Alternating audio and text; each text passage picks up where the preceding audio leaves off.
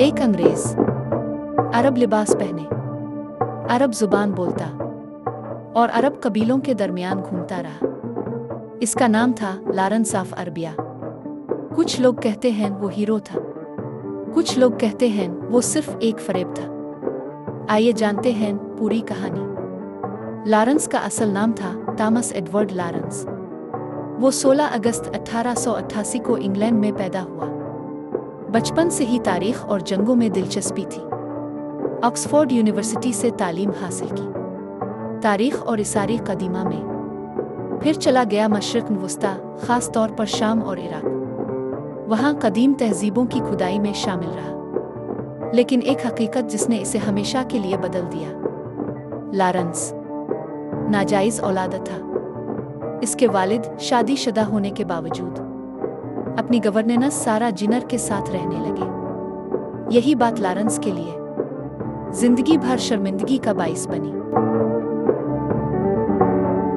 अब बात करते हैं लारेंस ने अरबों को बगावत पर कैसे आमादा किया। ये 20वीं सदी की शुरुआत थी।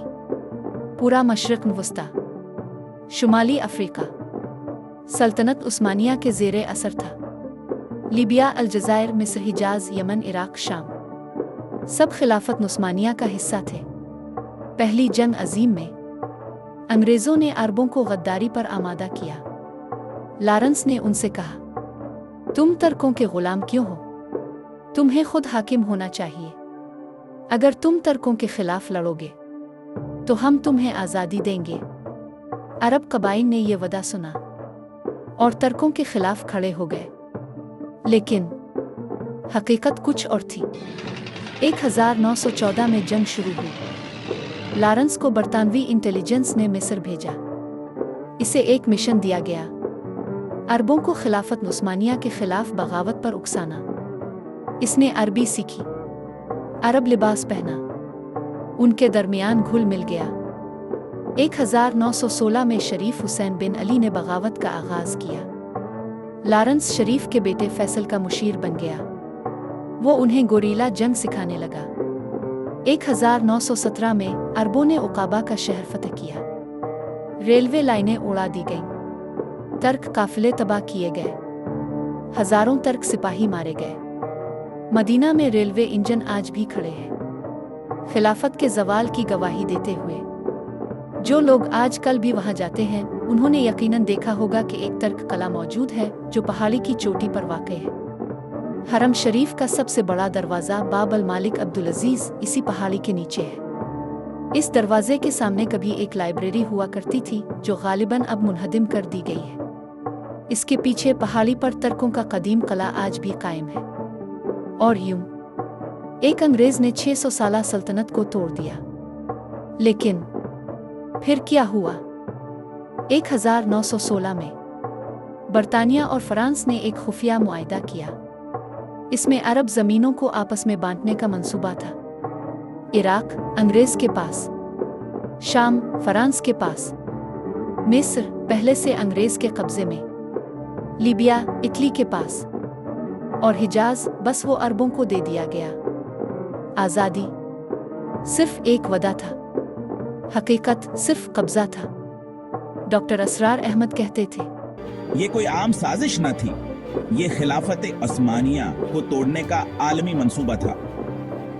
लारेंस ने अरबों को झूठे वादे देकर उम्मत को टुकड़ों में तकसीम कर दिया। अगर अरब खिलाफत के साथ खड़े होते तो आज उम्मत का हाल मुख्तलिफ होता। लारेंस की क़यादत में अरबों ने कई लड़ाइयां लड़, उकाबा की लड़ाई, रेलवे हमले, लेकिन आखिर में ना अरबों को आज़ादी मिली ना कोई वदा पूरा हुआ। लारेंस को जब सच का इल्म हुआ वो खामोश हो गया। इसने एक किताब लिखी, 7 पिलर्स ऑफ विजडम। इसी किताब में वो लिखता है, 1917 में उस्मानी फौज ने मुझे गिरफ्तार किया और मुझ पर जिस्मानी और जिनसी तशद्दुद किया। इस वाक़ये ने मेरी शख्सियत को तोड़ कर रख दिया। 1935 में वो एक मोटरसाइकिल हादसे में मर गया। कुछ कहते हैं हादसा था, कुछ कहते हैं खामोशी से हटा दिया गया। लारेंस जैसे किरदार आज भी मौजूद है। सिर्फ नाम और चेहरे बदले हैं, तरीके वही हैं।